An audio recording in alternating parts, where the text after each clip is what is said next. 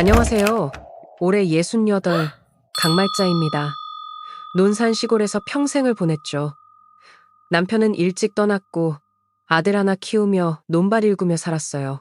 손이 갈라져도 허리가 끊어질 듯해도 웃었습니다. 우리 아들만 잘 되길 바랐으니까요. 서울 명문대 보냈죠. 매일 밤 아들 등록금 통장 보며 눈물 훔쳤어요. 그렇게 키운 아들이 좋은 직장 들어가고 결혼한다 했을 때 이 어미 가슴이 얼마나 벅찼는지. 그런데 상견례 날 고급 레스토랑에서 포크 쥔 제 손이 떨렸어요. 사돈은 날 보며 코웃음 쳤죠. 아들은 모른 척 했고요. 그리고 결혼식 날 내가 없었습니다. 고층 빌딩 숲속에서 저는 길을 잃은 새처럼 어색했습니다. 논산에서 새벽같이 일어나 서울행 첫 차를 탔습니다. 제 아들 석현이가 결혼한다는데 어미가 어떻게 안 올 수 있겠습니까? 꼬깃꼬깃 주머니에 넣어둔 종이에는 강남구 테헤란로 주소가 적혀 있었습니다. 택시기사님이 건네준 영수증은 5만 원이 넘었습니다.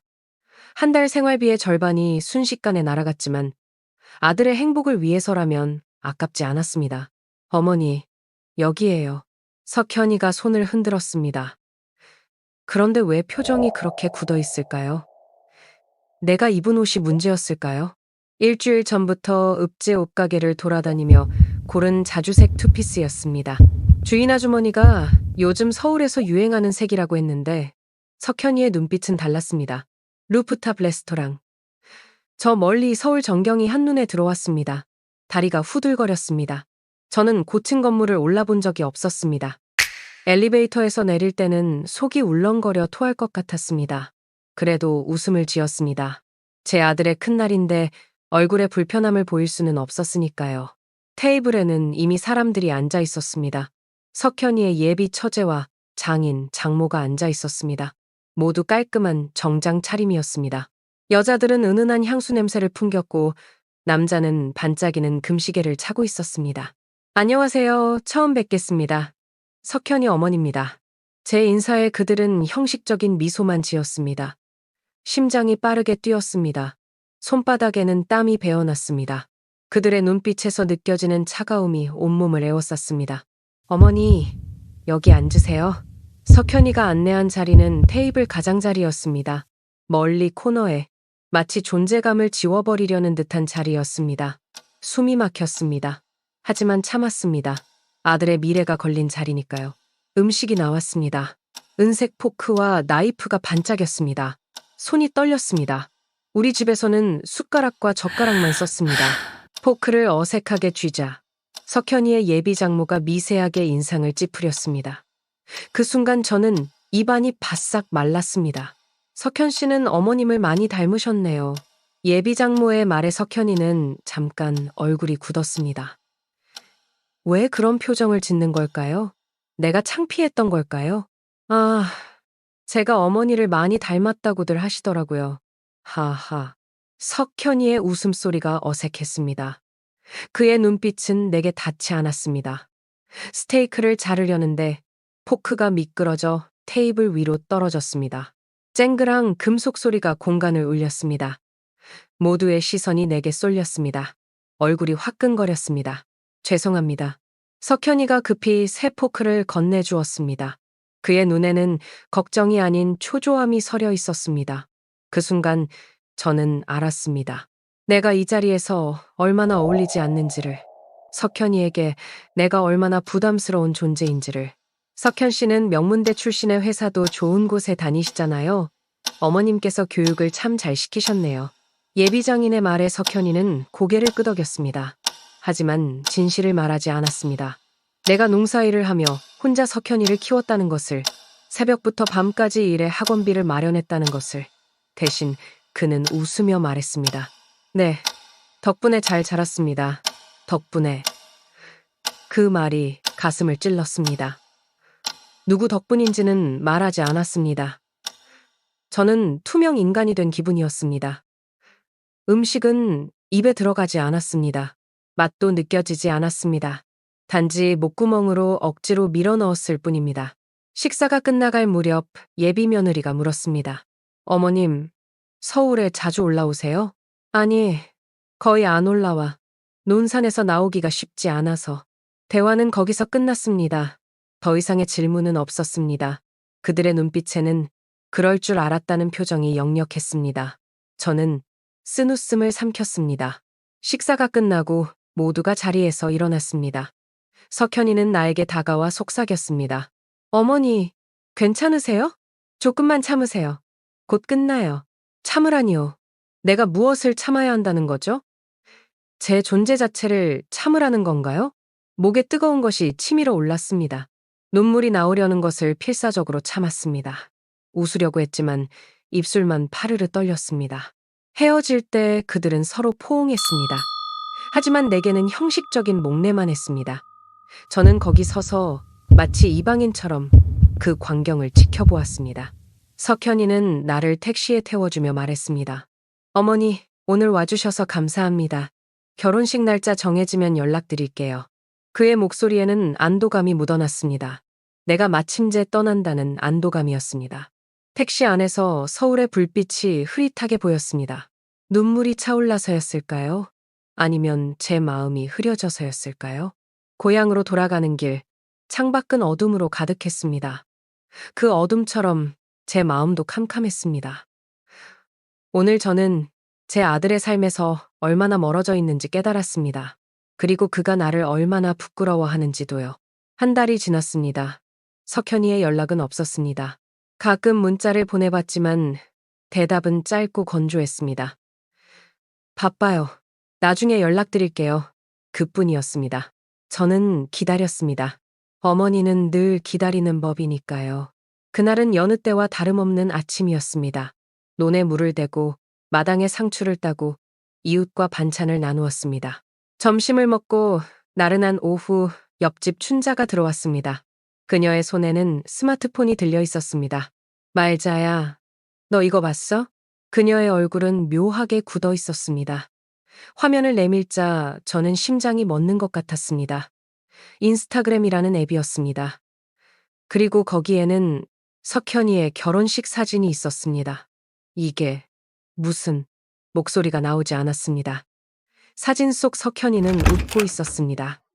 그의 옆에는 예쁜 신부가 서 있었습니다. 하객들로 가득한 결혼식장, 화려한 꽃장식, 케이크 커팅 장면, 모두가 행복해 보였습니다. 그런데 거기에 저는 없었습니다. 일주일 전에 올라온 사진이래. 말자야, 너 몰랐어? 춘자의 말이 귓가에서 맴돌았습니다. 일주일 전? 결혼식이 일주일 전에 있었다고요? 아무도 알려주지 않았습니다. 아무도 초대하지 않았습니다. 제 아들의 가장 중요한 날에 저는 그곳에 없었습니다. 손이 떨렸습니다. 머릿속이 하얘졌습니다. 숨을 쉴 수 없었습니다. 가슴 한구석이 찢어지는 것 같았습니다. 왜 이럴까요? 내가 뭘 잘못했을까요? 말자야, 괜찮아? 얼굴이 하얘졌어. 춘자의 목소리가 멀리서 들려왔습니다. 저는 그저 고개를 끄덕였습니다. 말이 나오지 않았습니다. 손에 쥔 수건을 꽉 쥐었습니다. 손톱이 손바닥을 파고들었지만 그 통증은 마음의 상처에 비하면 아무것도 아니었습니다. 혹시 날짜를 착각한 게 아닐까? 석현이가 그럴 리가. 춘자의 위로가 공허하게 들렸습니다. 아니, 착각이 아닙니다. 석현이는 나를 초대하지 않았습니다. 의도적으로 말하지 않았습니다. 상견례 후 그의 눈빛이 떠올랐습니다. 부끄러움, 창피함, 숨기고 싶음. 춘자가 돌아간 후 집안은 너무 조용했습니다. 벽에 걸린 석현이의 대학 졸업사진이 나를 바라보는 것 같았습니다. 그 미소 뒤에 숨겨진 진심은 무엇이었을까요? 전화기를 들었습니다. 석현이의 번호를 눌렀습니다. 손가락이 떨렸습니다. 긴 신호음이 이어졌습니다. 그리고 마침내 그가 받았습니다. 여보세요, 어머니? 그의 목소리는 긴장되어 있었습니다. 저는 무슨 말을 해야 할지 몰랐습니다. 목구멍에 뜨거운 덩어리가 걸렸습니다. 석현아, 너 결혼했니? 침묵. 길고 무거운 침묵이 이어졌습니다. 그 침묵이 모든 것을 말해주었습니다. 어머니, 그게 설명할게요. 설명. 무엇을 설명한다는 거죠? 왜 어미를 아들 결혼식에 부르지 않았는지? 왜 그 중요한 순간을 함께하지 않았는지? 민영이 가족이, 그러니까 장인어른 이 작은 결혼식을 원하셔서 거짓말이었습니다. 사진 속 결혼식은 결코 작지 않았습니다. 하객이 가득했습니다. 다만 그곳에 나만 없었을 뿐입니다. 그래, 알았다. 더 이상 듣고 싶지 않았습니다. 전화를 끊었습니다. 방 안에 혼자 남겨진 나는 마치 세상에서 버려진 것 같은 기분이었습니다. 창밖은 어두워지고 있었습니다. 그 어둠이 제 마음까지 삼키는 듯 했습니다. 식탁에 앉아 석현이의 어린 시절을 떠올렸습니다. 아플 때 밤새 간호하던 기억, 장학금 받아왔다고 좋아하던 모습, 서울대학에 합격했다며 울던 날. 그 모든 순간이 제 가슴에 새겨져 있는데 제 아들에게는 그저 지워버리고 싶은 과거일 뿐이었습니다. 눈물이 흘렀습니다. 소리 없이 끝없이 흘렀습니다. 이것이 어미의 운명일까요?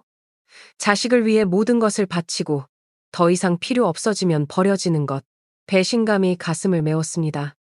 하지만 그보다 더 큰 것은 상실감이었습니다. 제 아들을 잃은 것 같은 그 감각은 죽음보다 더 고통스러웠습니다. 밤이 깊어갔습니다. 저는 어둠 속에 앉아 있었습니다. 창문으로 달빛이 스며들었습니다. 그 차가운 빛 속에서 저는 결심했습니다. 이제는 제 삶을 살아야겠다고, 더 이상 버려지지 않겠다고, 자존심을 되찾아야겠다고.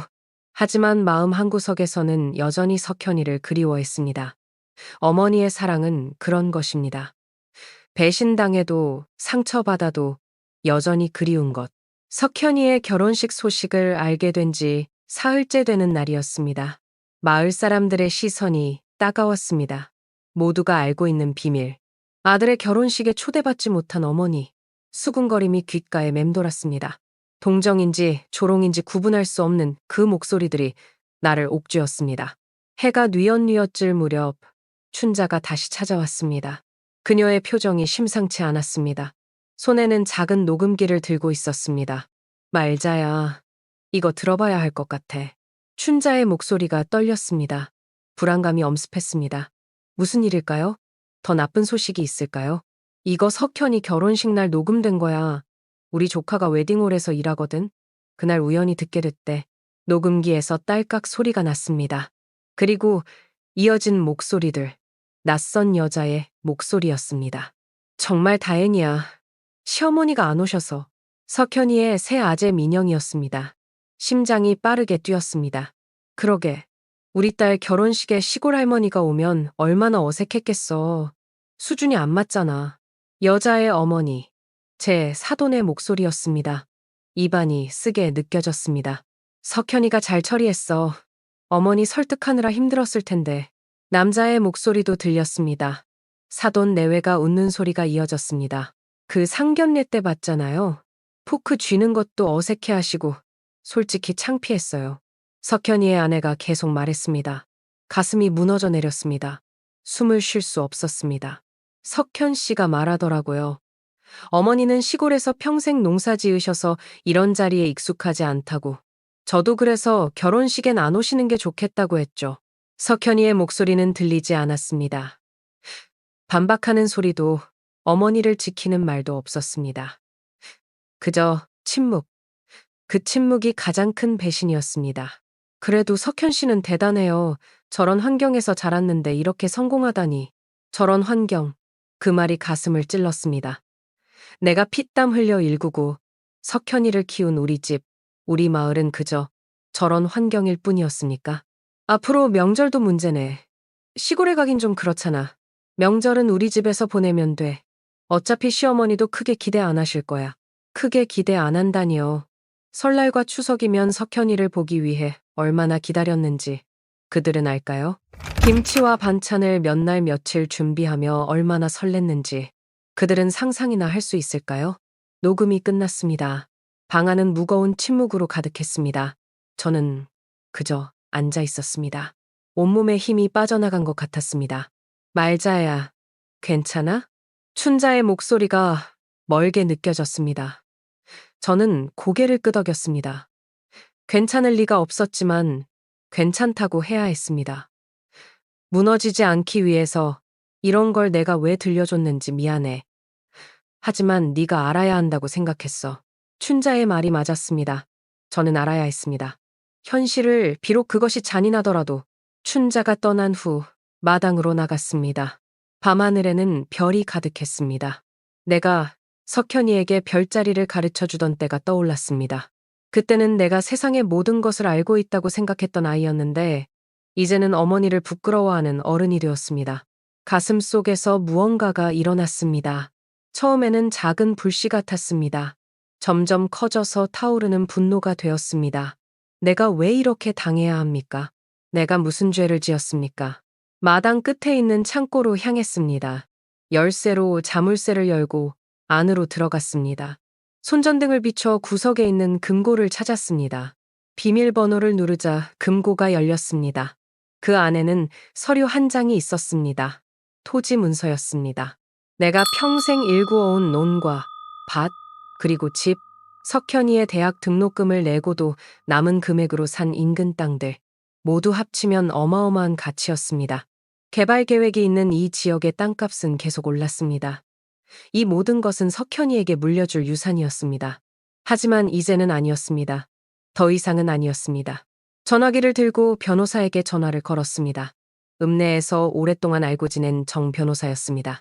정 변호사님, 제 유언장을 작성하고 싶습니다. 손이 떨렸지만 목소리는 단단했습니다. 이것은 충동이 아니었습니다. 깊은 상처에서 비롯된 결단이었습니다. 네? 갑자기 무슨 일이세요, 말자씨? 제 재산을 어떻게 처리할지 정해야 할 것 같아서요. 통화를 마치고 창고에서 나왔습니다. 밤하늘의 별들이 더 밝게 비쩌는 것 같았습니다. 제 앞에 새로운 길이 열리는 듯 했습니다. 부엌으로 돌아와 찬장을 열었습니다. 그곳에는 석현이가 어렸을 때부터 모아둔 사진첩이 있었습니다. 첫돌 사진, 초등학교 입학식, 중학교 체육대회, 고등학교 졸업식, 모든 순간을 담은 사진들, 그리고 석현이가 대학에 합격했을 때 함께 찍은 마지막 사진. 사진을 한 장 한 장 넘기며 눈물이 흘렀습니다. 하지만 이번에 눈물은 달랐습니다. 슬픔의 눈물이 아니었습니다. 결심의 눈물이었습니다. 석현아, 이제 엄마도 제 삶을 살아야겠다. 작은 속삭임 이 방 안에 울렸습니다. 창밖으로 달빛이 스며들었습니다. 내일은 새로운 날이 될 것입니다. 더 이상 누구의 어머니가 아닌 강말자로서 살아갈 날. 강말자는 그날 밤 잠을 이루지 못했다. 창문 너머로 새벽이 밝아오는 것을 지켜보며 그녀는 인생에서 가장 중요한 결정을 내렸다. 60여 년을 살아오면서 한 번도 자신을 위해 살아본 적이 없었다. 항상 누군가를 위해, 특히 아들 석현을 위해 모든 것을 희생해왔다. 하지만 이제는 달랐다. 아침 일찍 그녀는 문춘자의 집을 찾았다. 평생을 함께한 친구였다. 학창 시절부터 이웃으로 살며 기쁨과 슬픔을 함께 나눈 유일한 친구였다. 춘자야, 나 결심했어. 말자의 눈에는 어제와 다른 빛이 있었다. 망설임 없는 강인한 결단력이 깃든 눈빛이었다. 무슨 결심? 설마. 춘자는 말자의 표정을 읽었다. 50년지기 친구의 마음을 읽는 데는 말이 필요 없었다. 정 변호사랑 약속 잡았어. 오늘 오후에 갈 거야. 정말로 유언장을 바꾸는 거야? 석현이한테 안 물려주게? 말자는 고개를 끄덕였다. 그녀의 손에는 낡은 가방이 들려 있었다. 그 안에는 토지 문서와 재산 목록이 담겨 있었다. 내가 평생 모은 것들, 이 마을에 기부하려고 해. 마을 회관도 새로 짓고, 도서관도 만들고, 장학금도 설립할 거야. 춘자는 놀란 눈으로 친구를 바라보았다. 이것은 단순한 결정이 아니었다. 말자의 재산은 상상 이상이었다. 논산 일대에서 가장 넓은 토지를 소유한 그녀의 재산은 수백억에 달했다. 개발 호재로 땅값이 급등한 덕분이었다. 나 이 돈, 이 동네 사람들한테 줄래요. 내가 여기서 평생 살았잖아. 이 사람들이 내 진짜 가족이야. 말자의 목소리에는 흔들림이 없었다. 춘자는 친구의 손을 꼭 잡았다. 말없이 지지한다는 뜻이었다. 근데 그걸로는 부족해. 나 한 가지 더 계획이 있어. 말자의 입가에 희미한 미소가 번졌다. 그녀는 가방에서 또 다른 종이를 꺼냈다. 그것은 헬리콥터 렌탈 업체의 전단지였다. 이게 뭐야? 석현이 결혼식은 끝났지만 피로연은 이번 주말에 한대. 서울 호텔에서. 나 거기 갈 거야. 춘자의 눈이 커졌다. 그녀는 친구의 계획을 이해하기 시작했다. 말자야, 너 설마. 맞아. 헬기 타고 갈 거야. 화려하게 모두가 놀랄 만큼. 말자의 눈에는 결의가 가득했다. 이것은 단순한 복수가 아니었다. 자신의 존재를 증명하는 일이었다. 그저 시골 할머니가 아닌 강말자라는 한 인간으로서의 존재감을 각인시키는 일이었다. 근데 헬기는 어떻게 알았어? 너 그런 거 해본 적 없잖아. 읍내 컴퓨터 학원에 물어봤어. 젊은 선생님이 인터넷으로 찾아줬지. 비싸긴 하더라만 내가 평생 모은 돈인데 이럴 때 써야지. 춘자는 말자의 변화가 놀라웠다. 평생 검소하게 살아온 친구가 이런 결단을 내리다니. 하지만 그녀는 이해했다. 때로는 인생에서 극적인 전환이 필요한 법이었다. 말자야, 넌 정말 대단해. 나라면 그냥 포기했을 거야. 나도 포기하려고 했어.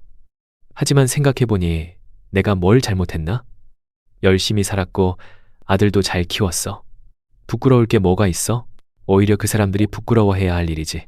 말자의 말에 춘자는 고개를 끄덕였다. 그녀의 친구는 옳았다. 말자는 평생 자식을 위해 희생해왔다. 그녀가 받아야 할 것은 경멸이 아닌 존경이었다. 그래, 내 말이 맞아. 우리가 도와줄게. 마을 사람들 모두. 두 사람은 그대로 정 변호사 사무실로 향했다. 변호사는 말자의 요청을 듣고 놀랐지만 그녀의 단호한 눈빛을 보고 고개를 끄덕였다. 법적 절차는 신속하게 진행되었다. 말자의 전 재산은 마을 발전 기금으로 기부될 예정이었다. 단 석현에게는 작은 아파트 한 채만 남겨두기로 했다. 완전히 모든 것을 끊을 수는 없었다. 그래도 어머니였으니까. 변호사 사무실을 나온 후 말자와 춘자는 헬리콥터 렌탈 업체로 향했다. 서울에서 1시간 거리에 있는 작은 비행장이었다. 그곳에서 말자는 직접 계약을 맺었다. 주말 피로연에 맞춰 헬기를 예약했다. 손님, 정말 이렇게 하실 겁니까? 비용이 상당합니다만. 업체 직원의 말에 말자는 미소를 지었다. 돈은 걱정 마세요. 내가 평생 모은 거니까. 집으로 돌아가는 길, 말자의 걸음은 가벼웠다. 평생 짊어졌던 무거운 짐을 내려놓은 듯한 해방감이 느껴졌다. 그녀는 마을의 작은 언덕에 올라 석양을 바라보았다. 붉게 물든 하늘이 마치 그녀의 새로운 시작을 축복하는 듯했다. 말자야, 넌 정말 용감해. 춘자의 말에 말자는 고개를 저었다. 용감한 게 아니야. 그냥 이제야 내 삶을 찾은 거지. 그날 밤 마을에는 소문이 퍼졌다. 강말자가 전 재산을 마을에 기부하기로 했다는 소식이었다. 처음에는 믿지 않던 사람들도 정 변호사의 확인을 받고 놀라움을 감추지 못했다. 그리고 더 놀라운 소식은 그녀가 헬리콥터를 타고 서울로 향한다는 것이었다. 마을 회관에 사람들이 모였다. 평생 조용하게 살아온 말자의 대담한 결정에 모두가 지지를 보냈다. 그것은 한 여성의 해방이자 자존심을 지키는 용기 있는 행동이었다. 우리가 말자를 도와야 해. 마을 이장이 말했다. 모두가 고개를 끄덕였다. 그렇게 말자의 복수는 단순한 개인의 일이 아닌 마을 전체의 일이 되었다. 시골을 무시하는 도시 사람들에게 보여줄 기회였다. 그들도 자존심이 있고 가치가 있다는 것을. 말자는 창문 너머로 모여드는 마을 사람들을 바라보았다. 가슴이 따뜻해졌다. 진정한 가족은 여기 있었다. 그녀를 있는 그대로 받아들이고 존중해주는 사람들. 이제 시작이야. 그녀는 작은 소리로 중얼거렸다. 이것은 끝이 아니라 새로운 시작이었다. 강말자의 진짜 인생의 시작. 서울의 화려한 특급 호텔 루프탑 가든. 석현과 민영의 결혼 피로연은 호화롭게 꾸며져 있었다. 샴페인 타워가 반짝이고 화려한 꽃장식이 테이블마다 놓여 있었다. 고급스러운 뷔페가 준비되었고 현악 사중주단이 클래식 음악을 연주하고 있었다. 참석한 하객들은 모두 세련된 정장과 드레스를 입고 있었다. 석현은 새 신부 민영과 함께 테이블을 돌며 인사를 나누고 있었다. 그의 얼굴에는 미소가 가득했다. 성공한 회사원으로서 이제는 좋은 집안과 혼인까지 한 그는 자신의 인생이 완벽하다고 느꼈다. 그가 시골 출신이라는 사실은 이 자리에서 아무도 알 수 없었다. 그는 철저히 그 과거를 감추고 있었다. 민영의 부모님은 주요 테이블에 앉아 지인들과 대화를 나누고 있었다. 그들은 사위가 마음에 들었다. 출신 배경이 좀 떨어지기는 했지만 능력이 있고 예의 바른 청년이었다. 무엇보다 그들이 가장 안심한 것은 시어머니가 없다는 점이었다. 정확히는 존재하지만 이런 자리에 오지 않는다는 점이었다. 우리 민영이 정말 좋은 신랑 만났어요. 시댁 문제도 없고. 민영의 어머니가 친구에게 말했다. 그녀의 눈에는 만족감이 가득했다. 그러게요. 요즘 시어머니 문제로 고생하는 딸들 많잖아요. 민영이는 정말 복받았네요. 대화는 이어졌고 분위기는 점점 무르익었다. 석현은 잠시 테라스로 나가 서울의 야경을 바라보았다. 고층 빌딩들의 불빛이 반짝이는 풍경. 그는 여기까지 오기 위해 얼마나 노력했는지 떠올렸다. 시골 출신이라는 핸디캡을 극복하고 이제는 이 화려한 서울의 중심부에 서 있었. 그때였다. 멀리서 들려오는 소리. 처음에는 작았지만 점점 커지는 퍼덕퍼덕 소리였다. 헬리콥터 소리였다. 저게 뭐지? 하객들이 소리의 원천을 찾아 하늘을 올려다보기 시작했다. 루프탑 가든이라 하늘이 잘 보였다. 그리고 곧 모두가 그것을 볼 수 있었다. 빨간 헬리콥터가 호텔을 향해 다가오고 있었다. 누구 왔나? VIP 손님인가? 수군거림이 시작되었다. 석현은 이해할 수 없었다. 그가 초대한 VIP는 없었다. 이것은 계획에 없던 일이었다. 헬리콥터는 호텔 건물 바로 옆 착륙장에 내려앉았다. 피로 연장과 가까운 거리였다. 모든 시선이 그곳을 향했다. 헬리콥터의 문이 열리고 한 여성이 내렸다. 우아한 베이지색 정장을 입은 노년의 여성이었다. 석현의 얼굴이 하얗게 변했다. 그는 그 모습을 알아보았다. 어머니 강말자였다. 저기 오시는 분이 누구지? 민영이 물었다. 그녀도 상견례에서 본 시어머니를 희미하게 기억하고 있었다. 하지만 그때의 초라한 모습과 지금의 당당한 자태는 너무 달랐다. 말자는 천천히 피로 연장으로 걸어왔다. 그녀의 걸음은 위엄이 있었다. 뒤에는 정장을 갖춰 입은 정 변호사가 따라왔다. 모든 하객이 이 예상치 못한 손님을 바라보았다. 석현은 어머니를 막으려 했지만 이미 늦었다. 말자는 피로 연장 중앙에 도착했고 정 변호사는 그녀에게 마이크를 건넸다. 안녕하세요, 여러분. 말자의 목소리가 장내에 울려 퍼졌다. 모두가 숨을 죽였다. 저는 석현이의 어머니입니다. 순간 모든 시선이 석현에게 향했다. 그의 얼굴은 창백했다. 제 아들의 결혼을 축하하러 왔습니다. 비록 결혼식에는 초대받지 못했지만요. 말자의 말에 하객들 사이에서 작은 소음이 일었다. 결혼식에 어머니를 초대하지 않았다니 이상한 일이었다. 아들이 부끄러워했거든요. 시골에서 온 어머니가요. 포크도 제대로 사용하지 못하는 촌스러운 어머니가.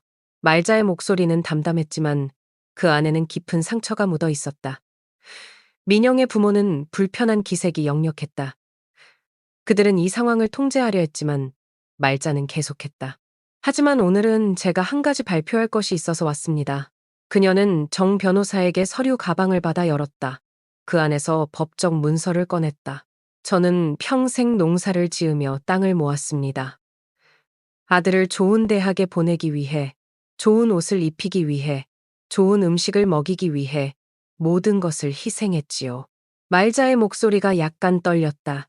하지만 그녀는 강인했다. 그 결과 제 아들은 훌륭한 성인이 되었습니다.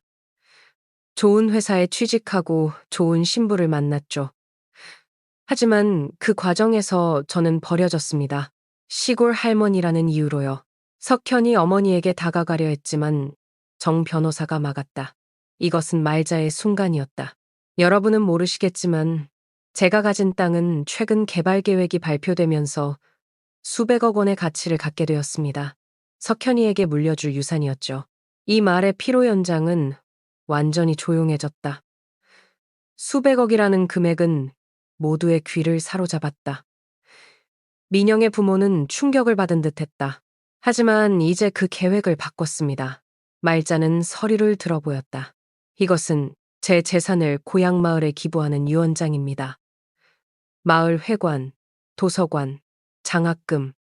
제가 평생 살아온 곳의 사람들을 위해 쓰기로 했습니다. 그들은 저를 시골 할머니라고 무시하지 않았으니까요. 석현의 얼굴이 하얗게 변했다. 민영과 그녀의 부모도 마찬가지였다. 그들이 무시했던 시골 할머니가 알고 보니 막대한 부를 가진 여성이었다는 사실이 충격적이었다. 수백억 유산? 너희들 줄 돈 없어. 말자의 말이 마치 폭탄처럼 장내에 울려 퍼졌다. 그녀의 눈에는 결의가 가득했다. 다만 석현아, 너에게는 작은 아파트 한 채를 남겨뒀다.